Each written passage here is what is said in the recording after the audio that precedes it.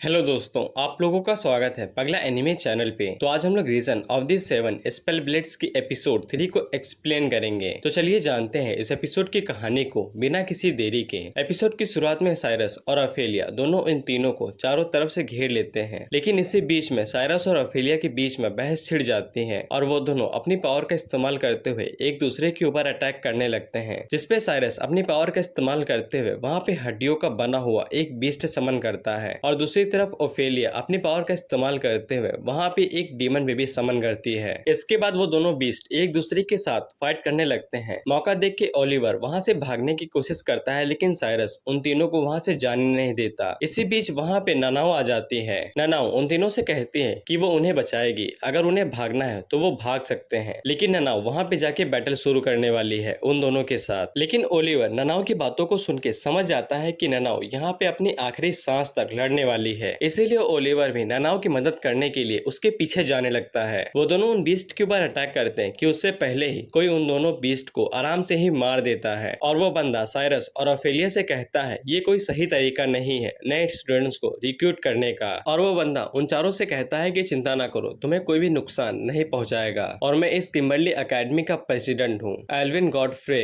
और तभी fifth year की कार्लोस ऑफेलिया के गर्दन के ऊपर चाकू रख लेती है। एल्विन ओफेलिया और साइरस से कहता है कि तुम्हारी पनिशमेंट बाद में देखी जाएगी, अभी के लिए यहाँ से तुरंत दफा हो जाओ। कार्लोस उन चारों को बताती है कि वही सिर्फ नहीं है जो यहाँ पे खो जाते हैं, और भी हैं। इसके बाद कार्लोस उन्हें भूल भुलैया से बाहर जाने का रास्ता बता देती है। इसके बाद वो चारों बाकी सभी लोगों से मिल जाते हैं, लेकिन ओलिवर ननाओ के ऊपर चिल्लाने लगता है ये कह के कि ननाओ क्या मरना चाहती थी वहाँ पे। ओलिवर चिल्लाते हुए कहता है कि तुम्हें क्या लगा, तुम वहाँ पे क्या करने वाली थी, तुम वहाँ पे मरने वाले थे, ये बिल्कुल एक सुसाइड था। तभी शीला उनके बीच में आती है और वो कहती है कि ओलिवर तुम शांत हो जाओ, हमें बैठ के बात करनी चाहिए। इसके बाद ननाओ कहती है कि ओलिवर सही है। ननाओ काफी टाइम पहले से ही अपनी जान गंवाने की कोशिश कर रही है और उसे तो इसके ऊपर भी शक है क्या वो जिंदा भी है। ननाओ उन्हें बताती है कि उसने सुमा यूसिहा के खिलाफ एक लड़ाई लड़ी थी जो इनकी सबसे बेकार लड़ाई थी, जिसके अंदर इनके खिलाफ जितने सोल्जर्स थे वो 50,000 थे और इनके सोल्जर सिर्फ 200 थे। लेकिन इसके बावजूद ननाओ के सामने जितने भी सोल्जर्स हैं वो उन्हें मारती गई, मारती चली गई। इसी बीच ननाओ का सामना एक जनरल से हुआ, लेकिन ननाओ ने उसे भी बड़ी आसानी से हरा दिया। लेकिन इसी वजह से ही ननाओ को चारों तरफ से घेर लिया गया। लेकिन ननाओ ने एक आखिरी इच्छा रखी। उसने कहा कि वो आर्मी के लीडर के बेटे के साथ लड़ना चाहती है, क्योंकि उसने सुना था कि लीडर का बेटा काफी ताकतवर है। लेकिन लीडर उसे बताता है कि उसने अभी जिसे मारा है वो उनका बेटा ही था। लीडर ननाओ को बताता है कि ननाओ ने जिसे मारा है वो एक ताकतवर सोल्जर ही नहीं बल्कि एक अच्छा लेखक भी था। इसके बाद लीडर ननाओ से कहता है कि ननाओ बिना नाम की मौत मरेगी। इसके बाद जितने लोगों ने भी उसे घेरा था वो सभी उसके ऊपर अटैक करने वाले थे और ननाओ भी मरने के लिए राजी हो जाती है। लेकिन तभी वहाँ पे एक बंदा आता है जो कि ननाओ को बचा लेता है, जो कि एक वेस्टर्न मैजिशियन था और वो कहता है कि उसने ननाओ के अंदर पोटेंशियल देखा है, इसीलिए वो ननाओ को एक मौका देगा।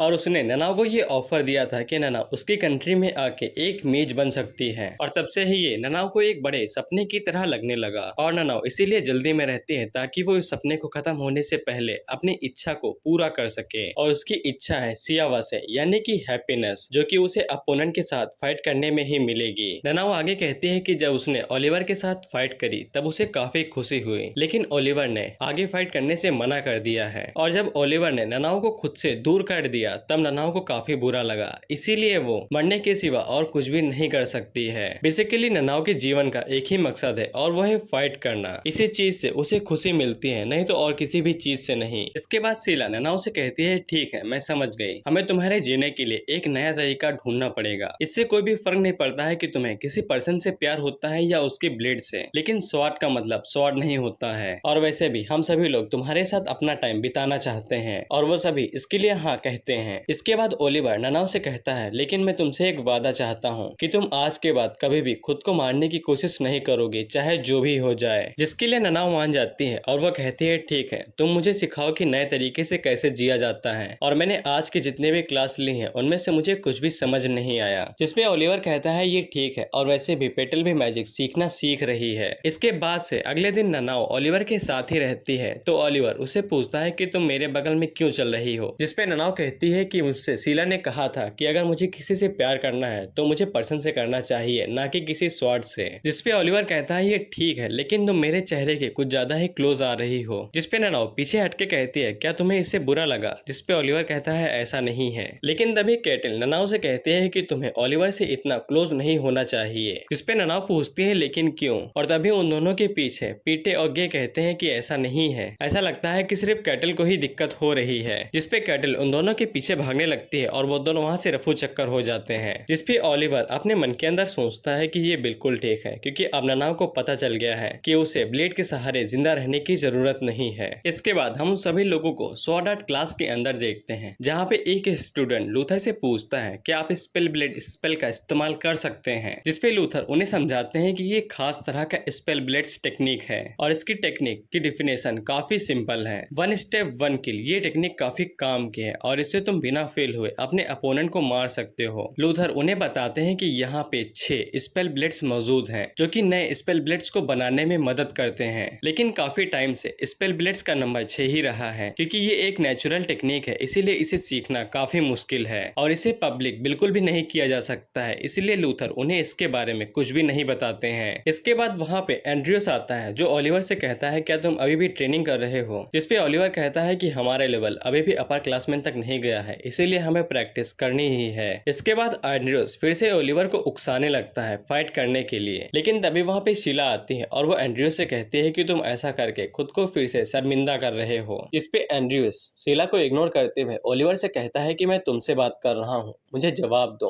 ओलिवर पूछता है कि तुम्हें मुझसे क्या चाहिए। जिसपे एंड्रियोस कहता है कि तुम्हें पता है। इसके बाद ओलिवर उससे कहता है ठीक है, मैं तुम्हारे साथ फाइट करूंगा और कुछ भी नहीं। इसके बाद वो दोनों फाइट करने के लिए जा ही रहे थे, लेकिन तभी ननाओ ओलिवर को रोक लेती है और वो ओलिवर से कहती है कि उसे ओलिवर के अंदर से कोई भी बाउंडेस फील नहीं हो रही है। इसका मतलब है कि ओलिवर उससे हार ही जाएगा और ननाओ ओलिवर को मार खाते हुए बिल्कुल भी नहीं देखना चाहती है और वो ओलिवर से कहती है कि अगर ओलिवर फाइट करने ही वाला है तो वो अपनी पूरी जान लगा दे। लेकिन तभी वहाँ पे लूथर आ जाते हैं, जो कि उनकी फाइट को रुकवा देते हैं। इसके बाद शीला ओलिवर को बताते हैं कि एंड्रियोस उसके साथ ही बड़ा हुआ है और शीला की वजह से ही एंड्रियोस ऐसा बर्ताव करता है, क्योंकि वो समय समय पे अपनी ताकत और अपनी पोजीशन को दिखाना चाहता है। जिसपे ओलिवर कहता है ठीक है, अगर तुम्हें इससे कोई दिक्कत है तो मैं उससे माफी भी मांग सकता हूँ। जिसपे शीला कहती है कि तुमने कुछ भी गलत नहीं किया है और मैं ननाओ को उदास नहीं करना चाहता हूँ। वो दोनों इसी बारे में बात कर रहे थे कि तभी वहाँ पे पीटे आती है और उन्हें बताती है कि कैटी वहाँ से भाग गई है जब उसने सुना कि ट्रोल को मारा जा रहा है, जो परेड में आउट ऑफ कंट्रोल हो गया था। इसके बाद हम लोग कैटिल को देखते हैं, जो कि उस आदमी के सामने खड़ी थी जो ट्रोल को मारने वाला था। इसके बाद जब कैटी उस आदमी को अपना पूरा नाम बताती है तो आलू तो सुन के वो समझ आता है कि कैटी ऐसा बर्ताव क्यों कर रही है और वो आदमी कैटिल के परिवार की बेइज्जती करने लगता है। जिसपे कैटी उससे कहती है कि मैं ऐसा नहीं समझूंगी कि तुमने मेरे पेरेंट्स की बेइज्जती की है, इसीलिए अब तुम उस ट्रोल को नहीं मारोगे।